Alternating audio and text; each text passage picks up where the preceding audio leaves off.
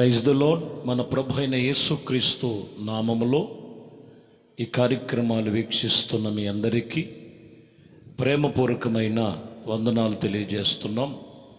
దేవుని పరిశుద్ధ గ్రంథములో నుండి మత్తయి సువార్త 17వ అధ్యాయము 8వ వచనాన్ని చూద్దాం. వారు కనులెత్తి చూడగా యేసు తప్ప మరి ఎవరునూ వారికి కనబడలేదు. దేవుని వాక్యము ఈ పూట వారు కనులెత్తి చూసి యేసు తప్ప ఎవరూ కనిపించలేదని వాక్యం చెప్తున్నమాట. వాస్తవానికి యేసు ప్రభువారు ఆయన శిష్యులు మరి రూపాంతరం అనేటువంటి కొండ మీదకి వెళ్ళినప్పుడు వాక్యము చెబుతున్న మాటలో జీవము కలిగిన దేవుని సన్నిధిలో వీరందరూ ప్రార్థన చేస్తున్నప్పుడు ఆకాశము తెరవబడి ఏలియా రూపముతోనూ మోషే రూపముతోనూ వారు వచ్చి ప్రభువును పరామర్శించి వారు వెళుతున్న సంగతి ఇక్కడ మనం పేతురు చూసి అక్కడ మనము గమనించినట్లయితే 3వ అధ్యాయములో 17:3 చూస్తాం. ఇదిగో మోషే ఏలియా వారు కనబడి ఆయనతో మాట్లాడుచూ ఉండిరి. అతడు ఇకను మాట్లాడుచూ ఉండగా ఒక ప్రకాశమానమైన మేఘము వారిని కమ్ముకొని, ఇదిగో ఈయనే నా ప్రియకుమారుడు, ఈయన యందే మీరు ఆనందించాలని వాక్యము చెబుతున్న మాటలు. పేతురు అంటారు, మోషేకొకటి, ఏలియాకొకటి, మీకొకటి పర్ణశాల కడతానని చెప్పినప్పుడు ఈ వాక్యములో యేసును చూడాలి, ప్రభు అయిన యేసుక్రీస్తును చూడక ఏవేవో చూసి భ్రమపడుతున్నటువంటి పరిస్థితి పేతురు జీవితంలో కనపడుతుంది. ఈరోజు మనము కనులెత్తి యేసయ్యను చూడాలి. ఎవరు వారి జీవితంలో యేసు ప్రభువారి వైపు చూస్తున్నారు? ఇంకనూ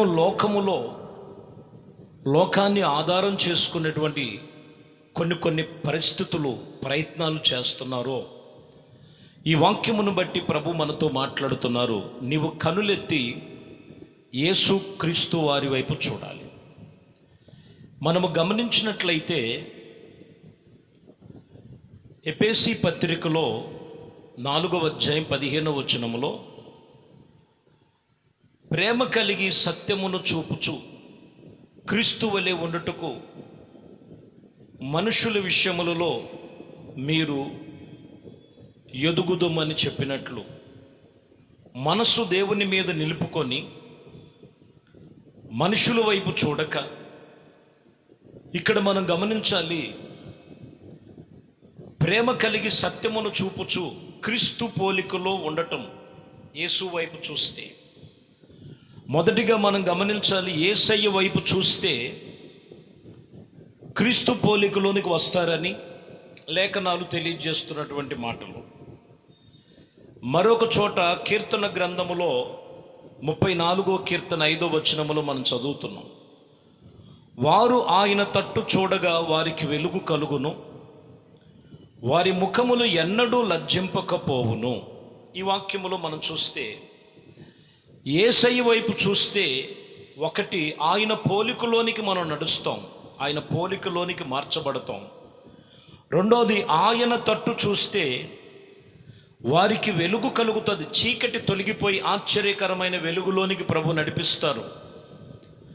వారి ముఖము ఎన్నడూ లజ్జింపకపోదు, అంటే సిగ్గుతో తలదించుకోదని వాక్యం చెప్తున్న మాట. కాబట్టి ప్రియమైన దేవుని బిడ్డలారా, ఈ వాక్యం వింటున్న ప్రతి ఒక్కరూ నీ కనుదృష్టి ఎటువైపు ఉన్నది? మనుషుల వైపా, లోక సంబంధమైన వైపా, సర్వశక్తి కలిగిన దేవుని వైపా? దేవుని వైపు చూస్తే క్రీస్తు పోలికలోనికి నువ్వు నడవబడతావు, క్రీస్తు పోలికలో మార్చబడతావు, క్రీస్తు పోలికలోకి. రెండోది ఇక్కడ మనం చూస్తే యేసుక్రీస్తు వారి వైపు చూస్తే వారి ముఖము ఎన్నడూ లజ్జింపకపోదు, వారి ముఖము ఎప్పుడు కూడా వెలుగుమయముగా ఉంటుందని లేఖనం తెలియజేస్తున్న మాటలు. యోహాను సువార్తలో 11వ అధ్యాయము 9-10 వచనాల్లో మనం చదివితే, అందుకు యేసు పగలు 12 గంటలు గవిని యొద్ద ఒకడు పగటి వేళ నడిచిన ఎడల ఈ లోకపు వెలుగును చూచెను కనుక వాడు తొట్టిల్లపోడు. అయితే రాత్రి వేళ ఒకడు నడిచిన ఎడల వాని యందు వెలుగు లేదు గనుక వాడు ఖచ్చితంగా తొట్టిల్లిపోతారని వాక్యం చెప్తున్నమాట. ప్రియమైన దేవుని బిడ్డలారా, సర్వశక్తి కలిగిన దేవుడు ఈరోజు మనము ఆయనతో ఆయన తట్టు చూస్తే వెలుగులోనికి నడిపిస్తాడు.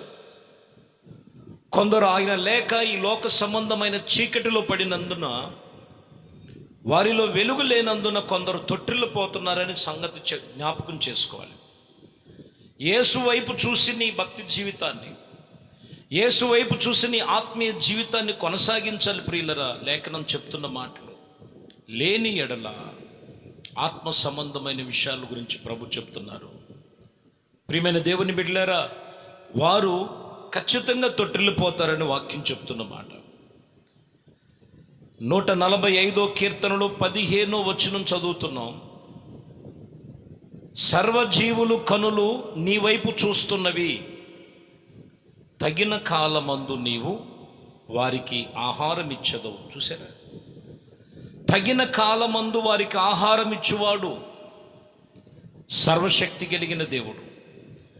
కాబట్టి ప్రియమైన దేవుని బిడ్డలారా, వాక్యము సెలవిస్తున్నటువంటి మాటలు మీరు గమనిస్తే, సర్వజీవులు ఆయన వైపు కనులెత్తుచున్నాయి. ఈరోజు నీ కనులు ఎటువైపు చూస్తున్నాయి? ఎటువైపు నువ్వు ఆకర్షించబడుతున్నావు? చాలా జాగ్రత్తగా వాక్యమును మనము పరిశోధన చేయాలి.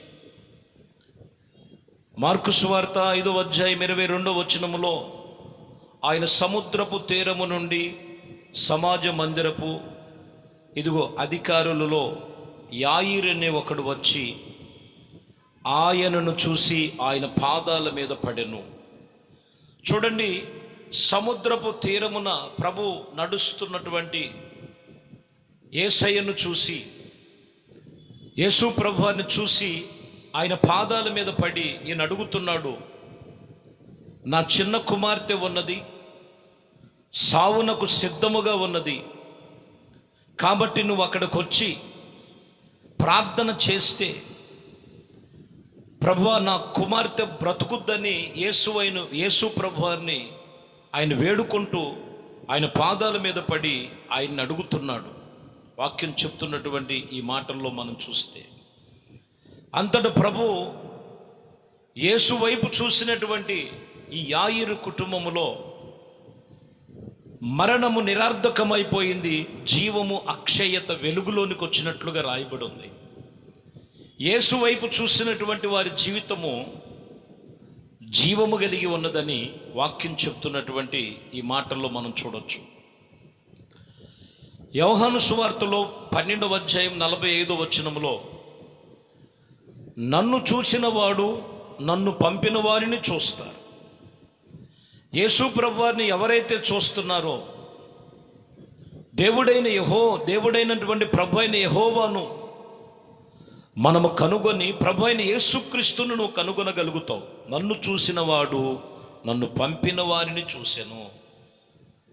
తండ్రి అయిన దేవుడు, కుమారుడైన యేసుక్రీస్తు, పరిశుద్ధాత్మ త్రిత్తమైనటువంటి దేవుడు ఈరోజు ప్రభువును గుర్తించలేకపోతున్నారు. కాబట్టి ప్రియమైన దేవుని బిడ్డలారా, వాక్యం ఇక్కడ చెబుతున్నటువంటి మాటల్లో మనము చాలా జాగ్రత్తగా మనం గమనించి, యేసుని నువ్వు చూడగలిగితే, ప్రభు వైపు నువ్వు కనులెత్తి చూస్తే ఆయన స్వరూపములోనికి వస్తావు. యేసు వైపు నువ్వు కనులెత్తి చూస్తే వాక్యము చెబుతున్న మాటలు, నీ ముఖము ఎన్నడూ లజ్జింపకపోదు. యేసుక్రీస్తు వైపు నువ్వు చూసినట్లయితే మరణము నిరర్ధకమైపోయి జీవము అక్షయత వెలుగులోనికి వచ్చుద్ది. యేసు ప్రభువాన్ని నువ్వు చూడగలిగితే తండ్రిని గుర్తించగలుగుతావు. తండ్రి, కుమార, పరిశుద్ధాత్మ త్రిత్తమైనటువంటి దేవుని యందు నీవు ఆశీర్వాదములు అనగా రక్షణ జీవితమును కొనసాగించేటువంటి జీవితం నీకు అనుగ్రహిస్తాడు. కాబట్టి ఈ ఉదయకాలము నీ చూపు ఎటువైపు? మనుషులు, కొండల్లాంటి మనుషులు కనపడవచ్చు, పరిస్థితుల వైపు నువ్వు చూడొచ్చు, నానా విధమైనటువంటి స్థితిగతులు కలిగినటువంటి మనుషులలో ఎన్నో వారి యొక్క ఆలోచన విధానాలు చూడొచ్చు. ఈ ఉదయము నువ్వు దేవుని వైపు చూడు. ఆయన వైపు నువ్వు చూస్తే నిన్ను అన్ని విషయములో ఆయన మార్గములో నడిపించి, ఆయన కృపలో నిన్ను స్థిరపరిచి ఆయన కార్యములు సఫలపరచునుగాక. ప్రార్థన చేద్దాం. మహాపరిశుద్ధుడా, ప్రేమ స్వరూపి, దయగలిగిన మా ప్రభువా, మీ ఘనమైన శ్రేష్టమైన నామానికి స్తోత్రాలు చెల్లిస్తున్నాం. మీ కృపా దయా సంకల్పమును బట్టి ఈ రాత్రి, ఈ ఉదయకాలము అయ్యా మీ కృపలో స్థిరపరిచి కనులెత్తి మీ వైపు చూసేటువంటి జీవితం మీ బిడ్డలకు కలుగు చేసి, అయ్యా మీ వైపు చూసేటువంటి ధన్యత మీ కృపతో నింపమని నజరేయుడైన యేసుక్రీస్తు నామములో ప్రార్థించి వేడుకొనుచున్నాము తండ్రి. ఆమేన్, ఆమేన్. ప్రభు మిమ్మల్ని దీవించి ఆశీర్వదించునుగాక. ఆమేన్.